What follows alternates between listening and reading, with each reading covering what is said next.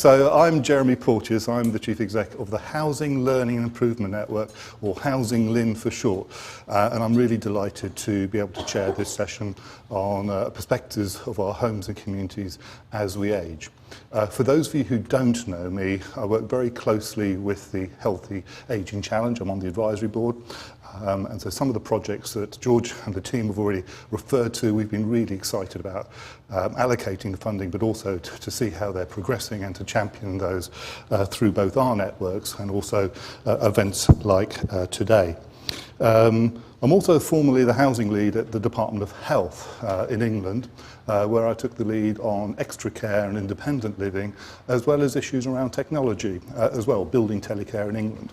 So I have a very personal interest in what we're going to be talking about today, which is very much how to look at issues around ageing and what that means in terms of our homes and communities, from both the sort of like the physical architecture, the social architecture, but also importantly the technical infrastructure as well to support people to live healthier and longer and meet that objective around 5 added years. Those objectives are very much as part of our challenge underpinned by 7 pillars, one of which is around more age-friendly homes and also about how we create more age-friendly communities, both in terms of urban ageing but also in rurality. This is going to be a really exciting session. We've got 3 excellent speakers for you. Our first speaker in a minute will be joining us virtually, Professor Alison Bowes from the University of Stirling, where she's going to be talking about the DeshCar project, a really exciting, innovative project, and a couple of you in the room are also very closely, and there she is. Sorry, Alison, I was turning my back on you. She will be followed by Nick Devitt from the Rural Design Centre up in the northeast, who will talk about some of the issues around rural ageing. And I'm also delighted that we're joined by Laetitia Cato from France, from Accenture, who's going to talk about their really interesting piece of work as well. Before I hand over to Alison, though, just one point of housekeeping. If you wish to ask questions, there are 2 ways. There's the old school way. There will be a roving mic, in which case just wave your hand and there'll be a microphone coming up. Please say who you are and where you're from. But also we're in breakout 2. So those of you who have registered for Slido, do post your questions and I can pick them up here later. In this very short section, we've got 3 excellent speakers, and without further ado, over to Alison, if she's there. I am indeed here. Thank Lovely. you very much, Jeremy. Over to you. Right. I shall get going then. So I hope everybody can see my slides. I think you can. I'm going to talk about our research project, which is called DeshCare, Designing Homes for Healthy Cognitive Aging. And I have to emphasize right from the beginning, it's very much a team effort. Next slide, please. There's a large team of both academic researchers and industry partners, and it's very important that we're doing the work in this way. I would say I won't go through this in any detail. It's just to give you an idea of the way in which the project is covering the whole sector, and that's a very important part of our work, as you'll see. Next slide, please. So our aims are focused on identifying housing innovations to support people living well with cognitive change. We want these to really be appropriate for people as they age. We want them to be practical, affordable and scalable for the sector, and they need to be suitable for both newly built and existing homes. We are designing and testing homes in collaboration with stakeholders. In the end, we'll produce some guidance to support people in making decisions about homes at all levels. And the partnership working, which covers, as I say, the whole sector, is absolutely fundamental to this. Next slide, please. So it's a large research project. I won't go into a lot of technical detail, but we're doing a lot of different things and then bringing all the findings together to build the tools that I was talking about to support decision making. So what I'm going to talk about briefly this morning is, first of all, what we already know, then some analysis that we've done of ELSA data, that's the English longitudinal study of aging, and then a home mapping exercise. The project is just over halfway through, and in the end we will also have done electronic monitoring of homes. We'll also have done a lot of co-design, which is currently underway, through which we involve the sector, and we're also developing the legacy tools, which include a serious game. Next slide, please. So when we look at the literature, we identify some really key gaps. One of these has been that there's been little focus on home design in a broad sense. There's been an emphasis on particular innovations or particular little bits of tech. There's been very little focus on costs or on the business aspects of housing. Older people have been considered quite often as though they are an homogenous group. We all know, of course, older people are not an homogenous group.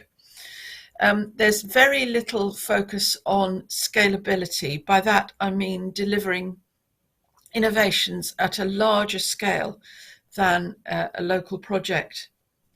When researchers think about what the outcomes should be of design for healthy cognitive aging, they first of all tend to define them themselves, then they think of them quite narrowly, and they tend to miss the multiple both positive and negative effects that environmental changes can have.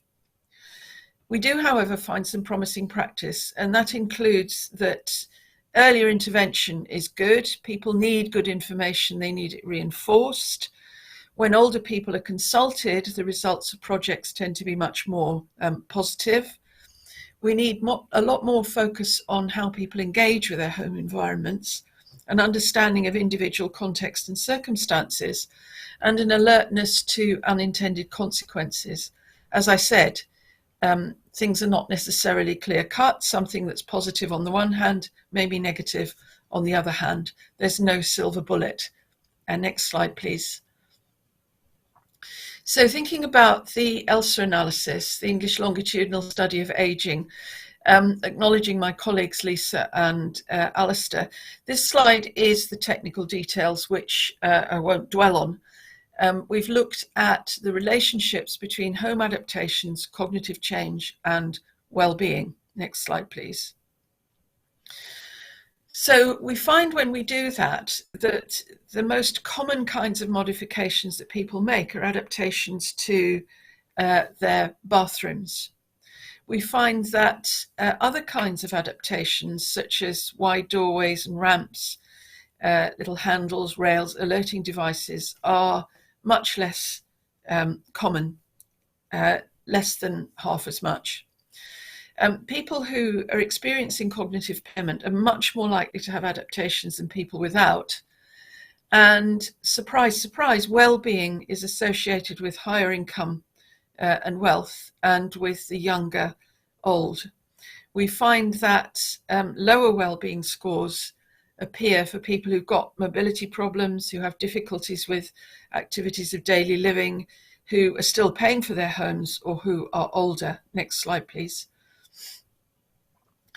We find that more people with cognitive impairment install adaptations than people without. We've seen the association between cognitive impairment and lower quality of life. And after a lot of very complex and technical statistical manipulation, my colleagues discover that installing adaptations doesn't mediate the reduction in quality of life. It may keep people at the same level, but it doesn't keep them at a high level of quality of life. And this suggests to us that people living with cognitive impairment therefore require different kinds of adaptations than the ones that they're getting to promote quality of life. So the question arises then, what do people want and what do they need? Next slide, please. And to do this, we're doing an exercise that we're calling home mapping, engaging very closely with older people to look at what works about their current homes and what changes would be helpful. Again, I'll pass over the technical details, but on the next slide, you can see the kind of thing that we're asking them to do. Next slide, please. So we're asking them to produce a map of their home and then talk about it. You won't see the detail of this at a distance, but what you will see is that the maps look very different. These are just two examples. The person on the left was very keen to draw a plan and focus on where the walls were. The person on the right was more interested in what was going in their home. And you can see they have a great deal of attention paid to their budgies, which are clearly very important to them. Next slide, please. So we have some emerging insights. We're still doing analysis, but these give us a much more nuanced picture of what older people want and need as they live with cognitive change. I should say many of the people involved in this part of the work are experiencing cognitive change. Some people are looking forward to what will happen when they do. So for some people, we find that the home is a place of central importance for their identity, who they are. For others, it's just a house. This may be gendered. We're looking into that at the moment. People are not getting adaptations when they need them, when they're living with dementia. They have great difficulty finding out about what adaptations might be available. And there's great difficulty in negotiating access to the system, which quite often leads people to spend their own money on adaptations which are not necessarily appropriate. This has all been exacerbated by the pandemic. Obviously, as we know, the social care system was under enormous pressure. So we have a whole population of people who've been spending more time than they would normally spend in homes unsuited to their needs. Next slide, please. Something that's come through quite strongly is the importance of outside space. We put here the garden, but that would include, say, a communal garden, as well as people's own gardens. This has not been widely considered when professionals and researchers think about supporting people to age in place. Our findings suggest people have a love-hate relationship with the garden. So they'll say, well, I love to sit here in the evening because the sun comes round. And at the same time, they'll say, I can't cope with the lawn anymore. This is perhaps a particularly British thing, we're not sure, but we think outside space is probably universally important. We find that small and quite mundane adaptations have great significance. And part of this is that as people age, as their needs may increase, the home can become both a home space and a care space. And small changes make a big difference. So, for example, if a piece of equipment comes in, you have to put it somewhere. It changes the whole appearance of people's houses.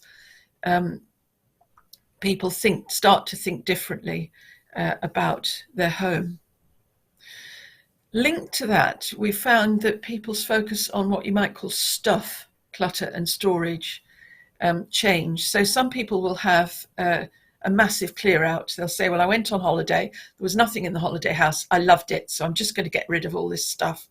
Other people acquire more and more clutter as time goes on. So this means that the space changes and the needs change as time goes on. People make choices about the adaptations that they're going to have. So somebody will say, well, what's the point in me putting new windows in this house? I've not got many years left, and that's a massive investment. Why should I do it? So they're not doing things that would clearly improve the house for themselves and also improve it as part of the housing stock for others then to live in. This phrase handicap handles is something that's come from several of our respondents, and it means those white plastic handles that get put on the outside of older people's houses to help them get in the front door. People see them as an advertisement that says there's a vulnerable older person living here. They also see it as something that signals to them that they can no longer cope as well as they used to.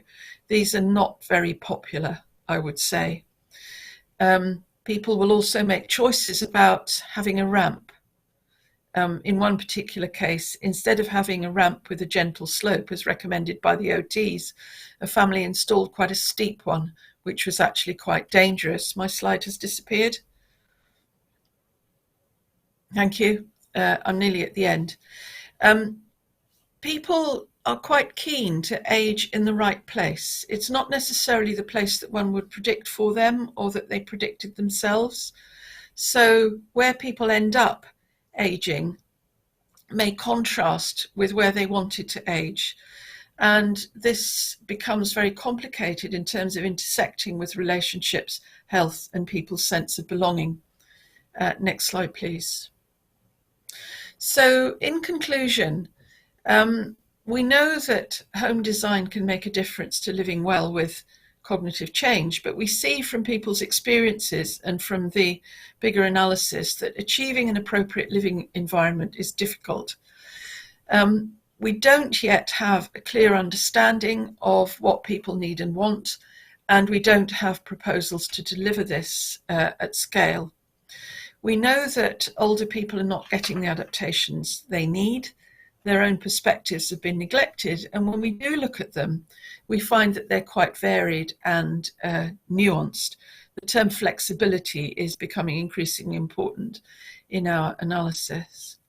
So what are we going to do next? We're going to take this data about what older people want and need and use it to inform our designs for new and retrofitted homes for healthy cognitive aging.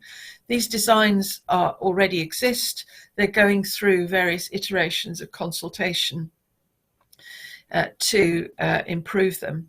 When we've done that, we're going to do widespread testing with housing sector stakeholders. This will continue to include older people. There'll be more involvement from home designers, builders, and providers.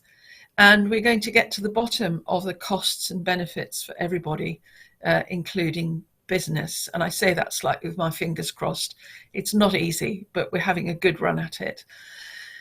And we think if we do that, then we can produce something that will crack the scalability issue. So final slide. Thank you very much. Here is information about where to find more about the project, my contact details. If you'd like to join in, please contact me. And if you want to know more about designing for aging and dementia, you can link to the website of our Dementia Services Development Centre. Thank you very much.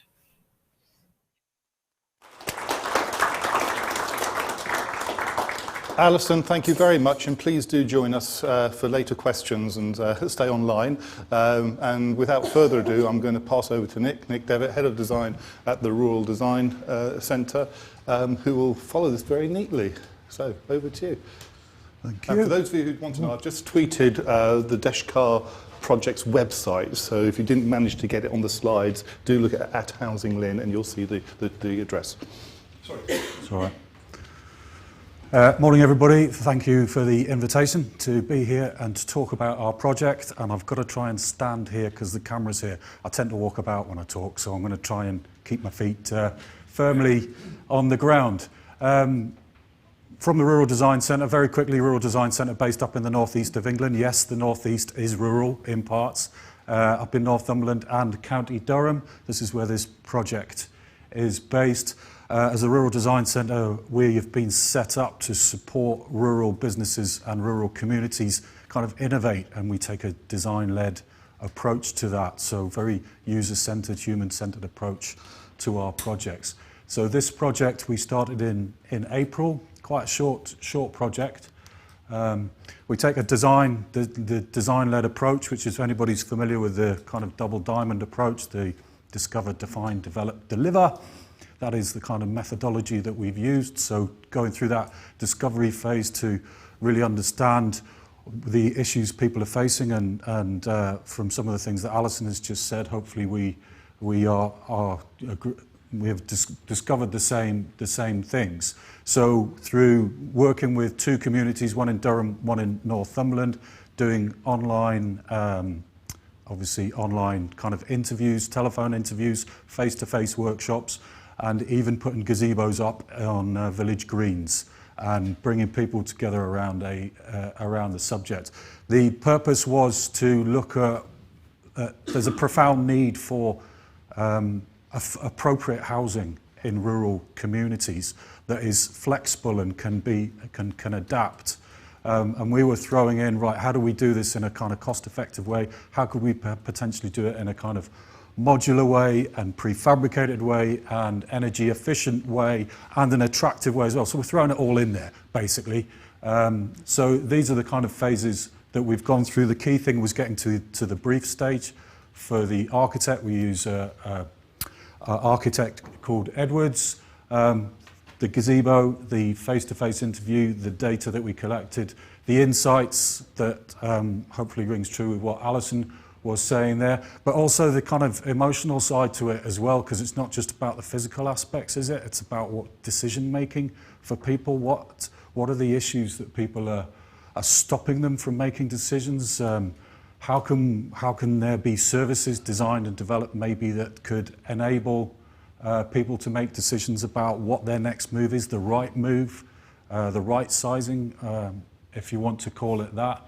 So a lot of those issues came out in the research as well. So briefing Edwards Architecture, we're using Edwards Architecture, got a good relationship with them because they've actually got a little bit of a track record in developing solutions in more challenging environments, brownfield sites, rural towns, rural locations. They have a product called Husk, which converts old garage complexes, you know, they're not garage as in petrol, garages as in park your car in, and kind of demolishes those, keeps a retaining wall and develops sort of 1 and 2 bedroom units that are available for people in that community so they can move from, you know, a house that's maybe too big for them or not appropriate for them into these units, and they're still in the same place next to the allotment, near the family, all of that. So they've got a bit of a track record. So we went through a kind of design phase of looking at different kind of, you know, how can you increase density on the site, because we're looking at different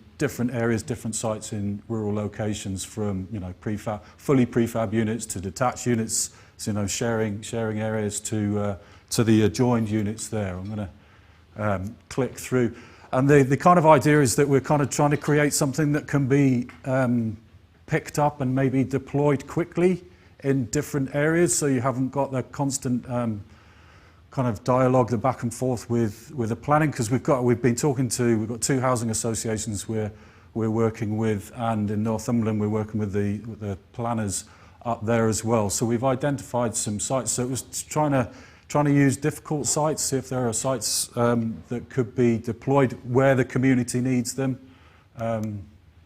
So design process through the 1-bed unit, being able to add an additional room, because in the research it came out 1 room, 2 rooms, 1 room, bedroom, hobby room, and so forth. Can it be adapted? Can it be changed inside? Is it easily adapted? Really looking forward to that lifetime home. Our kind of branding that the architects came up with was live, lifetime, independent, versatile and efficient. So if it's 50%, over 50% prefabricated, apparently according to the architect it might attract more funding. We're looking at M4-3 accessibility to try and get accessibility as good as possible. So a kind of a general arrangement, looking at the internal space and how that can work. Environmental strategy, obviously from energy is just, you know, from when we started this project to where we are now, obviously it's exploded. So we were looking at it anyway, really keen to look at getting as close to kind of passive house kind of certification as possible. I say that, so there's 2 strategies. If we get completely to passive house certification, and we realise there's like costs uplifts for that, and there's loads of sort of fundamentals where, you know, you can certify your passive house, but obviously the build quality and the way that the product is built and constructed and who works on it is really important.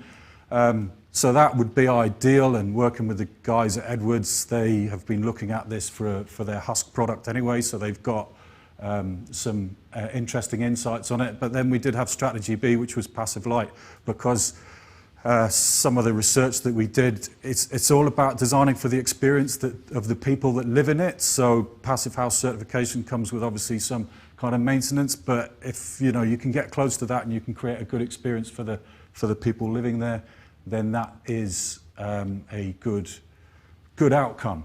So this is just our poster from downstairs, just combining everything that I've just said. So it was a participatory approach. So the two communities that we work with in Durham and Northumberland, trying to get their insight, trying to be really specific and place-based, looking at the kind of environmental side, the passive house technology, trying to be adaptable, flexible, a flexible approach to the different units.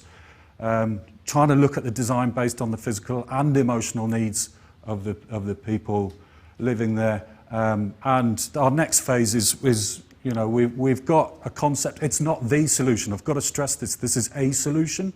Potentially, we're at RIBA stage 2 in terms of what the concept might look. There's more work to do, going back to the communities and looking at how this could be potentially improved or scaled. So we're working with the existing housing association, Believe and Carbon, and the architects, Edwards. And so we'll be looking, when we finish this phase in December, at developing the concept further, going back, doing more user research. And that's me. Well, that was really good, and I was just about to tweet that what you just described is really some of the things that we picked out in the Lord Best's inquiry on rural housing for ageing population, and that looked about how to look at the supply side, build scalable projects, and I think you mentioned carbon homes, and we visited carbon homes in some of the infills that they've done, not in rural but in Newcastle. So again, really great to see some of the modular developments you're doing. So thanks ever so, and we'll come back to some questions shortly. But finally, but not least, is Letitia, who is a data and AI expert from Accenture. And she hasn't got slides, as we heard. She's going to speak from the hip and score freely. So over to you. Yeah, apologies. I'm a little bit of a late addition to the session. I wanted to introduce you our project, which is called Home Care. So I guess what you've seen here is very much the physical space and some insight on the physical space. What we are doing with our Home Care solution is we focus more on the digitalization of that space and the digital access to community and services. And as you've seen this morning in the video, there was a number of older people that were like, it's too complicated with a computer, it's too hard, life is leaving me behind because I don't have that accessibility. So not only we focus on the digital connection, but on the accessibility of the technology.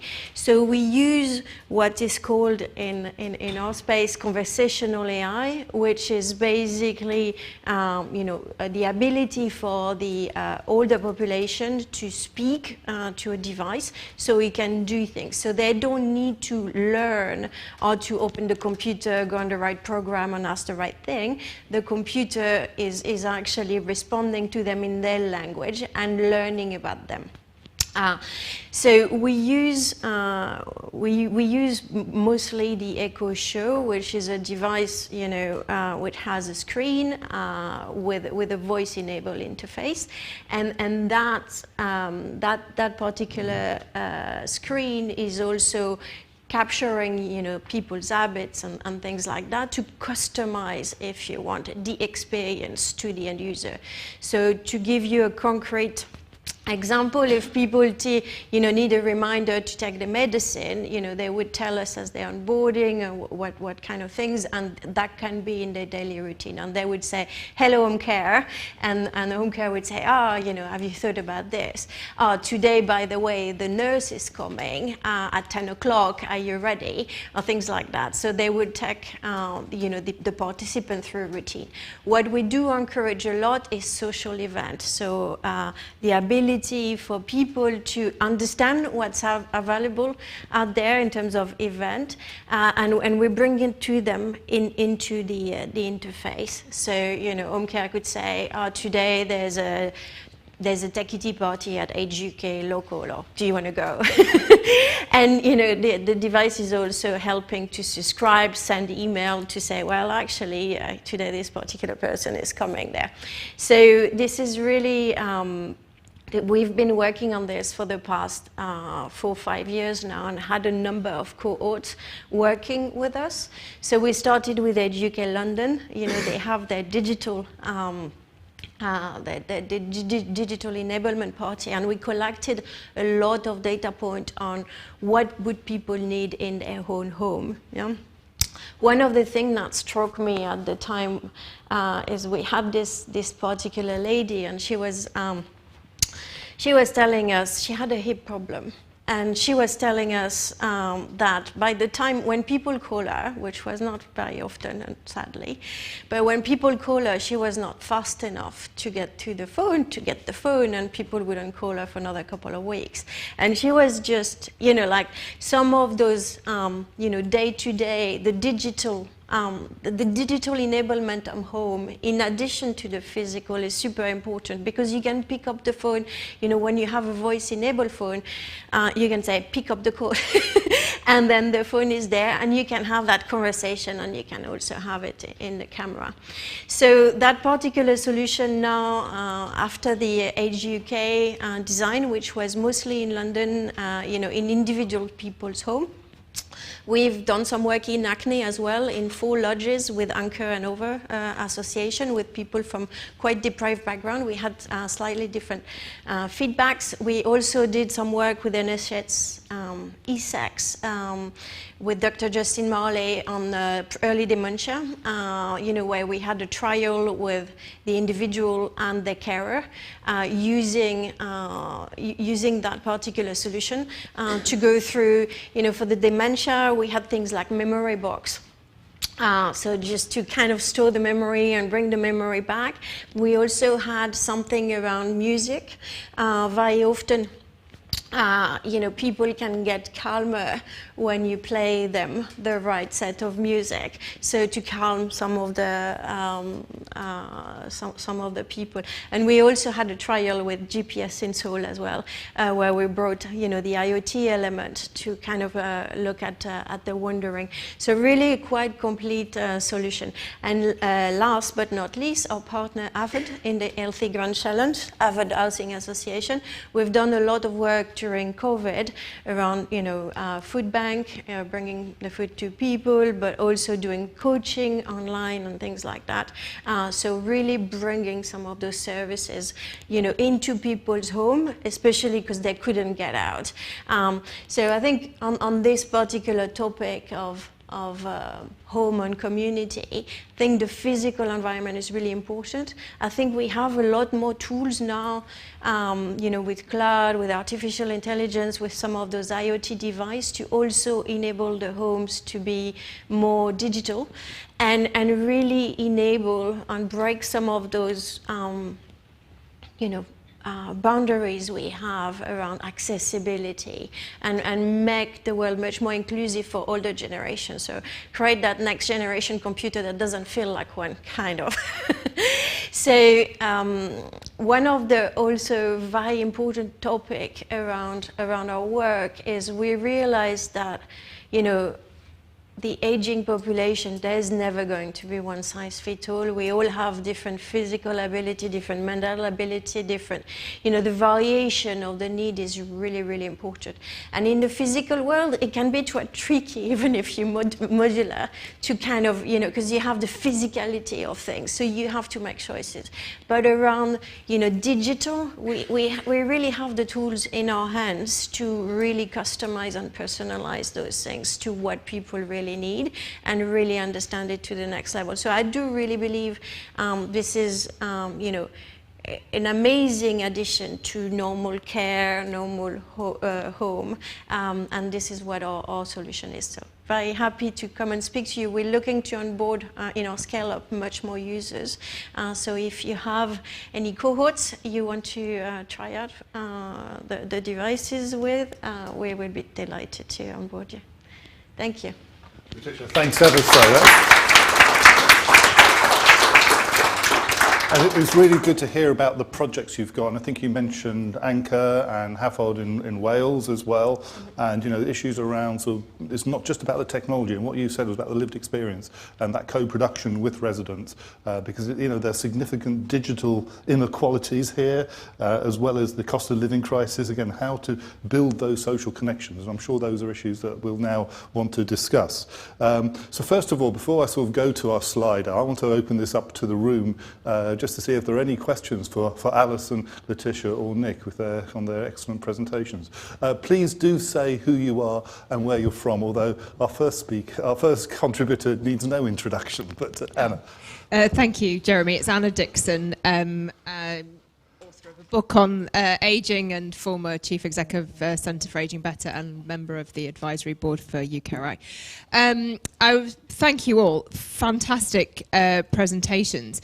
I was really excited, I think, particularly Letitia, about the opportunity of this much more user-friendly interface in terms of technology, because the digital divide, you know, has been a big issue that we continue to sort of fail to overcome, and I think the user design approach. But I just wondered, bringing together the first presentation in particular about, you know, dementia. You know, so many people now are living at home with early stage or mild cognitive issues, and we know that there are a lot of carer fatigue comes because people are repeatedly asking questions, same question, same answer. And so I just wondered, you know, whether you'd yet managed to test out some of that conversational AI also with carers and people who were living with, you know, mild cognitive impairment, and the opportunity really of some of this technology perhaps to alleviate some of that pressure on carers that we so often hear about. Thank you. Yes, so there was exactly our target group with Dr. Justin Marley in NHS Essex. So we had people with early onset dementia and their carer through the pilot group. I think we had the first approval from the medical committee to do the trials, you know, in groups and in particular closed settings, and the approval to do, you know, more, you know, in people's home is still actually running. I agree completely with you. I think that, you know, like that, there's a lot that we can do for people with early onset dementia, you know, as a computer never get bored to answer the same question, where actually a carer would just be, you know, when people go on the loop 50 times is really exhausting. So already that can actually relieve a lot of the stress on the carer. And when we did that pilot with NHS ePut Essex, we really kind of looked at the carer, easing up the carer job as well. There's a number of things that are also very important, like what do people like? So I think when people go in early onset dementia, and that's an important thing, you know, like the family feel like they know the person and they know their favorite food, their favorite music and all of that, but actually they don't. Or they used to know it, you know, when they were closer, things like that.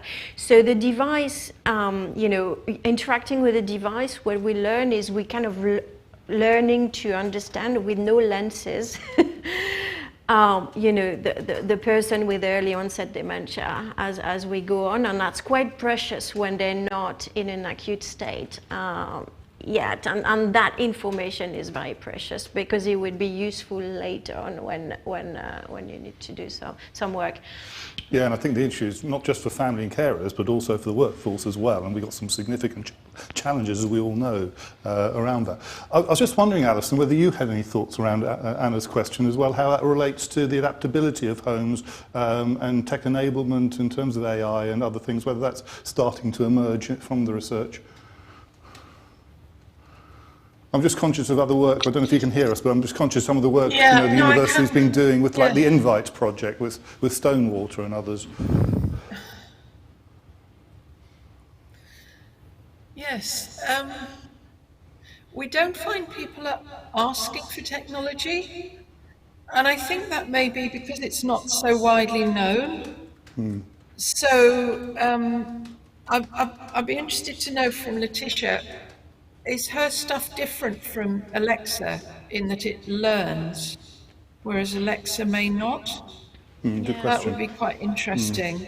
I mean, I Yeah. think it's got a place. My worry is that it's incredibly attractive, and sometimes we do find people are presenting it as the silver bullet that I think doesn't exist. So I think the important thing is that we collaborate as people in design, people in housing, people in tech, and integrate the solutions that we're proposing, not see them as alternatives. Yeah, so to answer, thank you for your question. To answer your question, it is different, very different than Alexa, and it's actually the core of the work. If you have an Alexa, you would put millions of skills, and the old person will have to remember the name of the skills or to navigate through it, and would have to do the composition themselves. So what we do is with a cohort, we actually set them up at the beginning with their preference, what they like, what they don't like, you know, what service do they need medicine reminder, do they need, you know, what do they want, good night routine, what is it that they do for their good night routine or whatever. And this is configured in the system. And then, you know, you just have to say, hello, home care. And then the voice interaction is taking control, saying, hello, Susan, how are you today? Today you have this. And it does it all based on what's in your diary today, what's on your preference. If you've done, you know, you haven't done any event if you haven't gone out for a few days, or if you haven't done your steps, it would make those suggestions based on that. So the person doesn't have to remember, besides saying, hello, home care, and, you know, kind of giving it a bit of a wake. It doesn't have to really pull, and that's the key of the difference. And that can, obviously, we're tracking all of that usage, and we can tune it as we go on, yeah?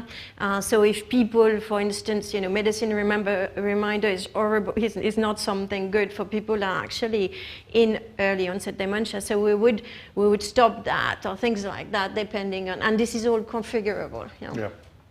So again, I mean, for those of you who don't know, we've got a project, again, sort of which George, who's here, contributed to, called the TAPI project, which is looking at this co-production as well. But I could talk for ages. I'm going to go into some of the questions from Slido, and then we've got two questions here. The first, I think, is for Nick, from Simon Fitzpatrick. I don't know if you're with us here today, Simon, and whether you want to ask it or whether you want to, me to just quickly read it out. You can read it out. Okay. So question for Nick. In terms of size, 70 metres square, that are smaller than the Scottish standards for wheelchair compliance in the affordable sector. Is there an option coming for this, or is it the modular element that delivers this, moving a wall to make larger spaces but less room? So the flexibility and the versatility you talked about. So yeah, so the idea is that it's modular and can be adapted to the appropriate size for the resident. So I suppose to follow up with that is the flexibility within that you know, modular is great. Yeah. There's only so many walls, and that, you know, as modular as it can be, there's only so many things you can move, and it's that. Sorry. Thanks. It's only there's only so many walls you can move. So I suppose what was the thought of the co-design put in then to the wheelchair element of that? So you know you're immediately going to move to a one-bedroom unit if it's 70 metres squared, right? Yeah, or at least in terms of Scottish standards. So I suppose I'm not sure I'm asking the question now. Maybe making a statement. Yeah, not really clear on the question at the moment. Maybe we can catch up afterwards and get into it. Well, but before we move on, the other thing is George mentioned a project, Simon, that you're very closely related to, the Clever Clogs project, if I remember rightly. So again, do come back to Simon if you want to hear a bit more about that project as well. Vicky, sorry, the person I know here on this table, Vicky, wanted a question. There was a gentleman behind. Yeah, okay. And, oh, you're just telling me there's 5 minutes to go. That's fine. You're right, over to you, Vicky. Thank you. Sorry to go back to the tech question again, but you mentioned the Invite project. Yes. And I just wanted to say that I think that we have to challenge the whole idea of what people understand as technology as well, and widen the range of the categorization of bits and pieces. Because we found on that project in particular, it was really low tech items, such as gadgets, such as jar openers, hot water dispensers, that really made the difference day to day in people's lives, you know, that enabled them to have a cup of tea whenever they wanted to. But my question was actually about the rural housing, and how do you capture the impact on the community perspective on modular housing? And I only know that because some of this work was potentially happening in the Scottish Borders. And I know there was a kick-off in the community say, oh, they're all herding us into garages now and things like that. And I just, obviously that isn't what's being done, but I just wondered how that's managed and how does co-design and co-production work around that kind of perspective? So the experiences that we had in this project was, so working with the housing associations is there's no point even starting a project if you haven't got kind of community kind of buy-in to what you're proposing. So the two communities that we started working in, one of them there was a kind of community group that were dead keen to get some appropriate housing built, but there was some elements of the community that were absolutely dead against anything happening at all. So to be frank with you, it was a bit of a bun fight in the session that we had. So that's not going to be, you know, that's not going to happen anytime soon. The other community up in Northumberland, a lot more receptive, neighbourhood plan, identified that there was a real need for some kind of development that accommodated the sort of approach that we were taking. Just picking up on that, because there is a question from Caroline, before I come to you, sir, saying, can you just say a little bit more about the serious game? Because if I remember rightly, that's a really important tool around community engagement that you developed, that you referenced. Alison. Yes, indeed. And my colleague Vicky McColl, who's I've just heard in the audience, is actually leading on this. So speak to Vicky, you're saying. A serious game is... Okay, but I think it's a really important tool. I'm conscious we're pressed for time. Yeah. Sir, I did cut in, so please do say who you are and where you're from. Hi, thanks, really interesting. Jamie Sheridan, I'm let's say an entrepreneur, businessman, healthy ageing, and I've got two projects in development. One's called the Aging Curve, which is community engagement for social impact, which fits funding. Just done work on a CRF project. I've also got another concept, which is sort of healthy ageing, superstore, so private sector. I was really interested. I laughed at Nick's comment about the architects fitting in their modular because it fits the funding. Where does that fit? Where does the private sector cross over with the social care NHS? And I think, is that a gap in terms of everything we're talking about today? Thank you. Do you want to quickly pick that up? And George may have a comment on that as well. But yeah. So from the architect, so they talk about like panelised, modular, prefabricated, and they mentioned an uplift in funding from Homes England if it was over 56%. So that's public sector funding coming in. Yeah, Where's the commercial? We've got talk on Thursday. We're going to have a lot of money's going to be closed off. Where's the private sector fit in? And it's possibly a question for Accenture as well. Yeah. Because obviously it's the mix that's coming together, whereas perhaps we're being a bit grant junkie-ish in the past. Yeah, fair point. George, do you just want to say a couple of minutes? Because I'm really sorry, there's some fantastic questions on Slido as well, but we haven't got a chance to go. But to come and talk to all of us. Really good question, and just to give you some examples of the work that we're funding already. So homeowners, often older homeowners are in homes that are either in poor repair, you know, they're sitting on assets, but they're cash poor. So one of our projects with London Rebuilding is very much targeted at homeowners, about private sector operations getting involved in design of adaptations, modifications to the home, so you can separate off a flat to rent it or to have a live-in carer, using financial innovations around lifetime mortgage. That's one example. Another really good example, E.ON are working on home adaptations, So they are starting with people who are fuel poor and all the rest of it, but their service is more generally available. So they've been looking at attractive and affordable sort of home adaptations to, around door entry, around kitchens and bathrooms and things like that, areas where actually minor modifications could enable people to live in their homes for longer. I think more generally, my thinking for everything we do is about sustainability. So if there isn't a clear case for how this continues on, what is your project doing? Where will it go? So the private sector has a huge role to play, and that's before you stop to think about private investment, who also have a huge role to play in keeping things going. But we have to recognise that actually in addressing inequalities, that is a key role for the public sector. And so there is an element to this innovation where a lot of the innovation will be delivered by private businesses but funded through public sector payments of one form or another. So complicated answer to your question, but we absolutely believe that business is a core part of the solution. Absolutely, and before I just close, I think Alison didn't mention, I don't think, but IKEA are part of the Deshcart project. They're really keen to think about how you mainstream this, not as a specialist, but actually how do you adapt and flex their products for an ageing population. So it's about how we mainstream this as well. Look, there are 4 or 5 questions at least that I haven't had a chance to go through, really excellent ones on daylighting, around size, around space, belonging, connectedness and stuff, but can we just give a round of applause to our fantastic speakers?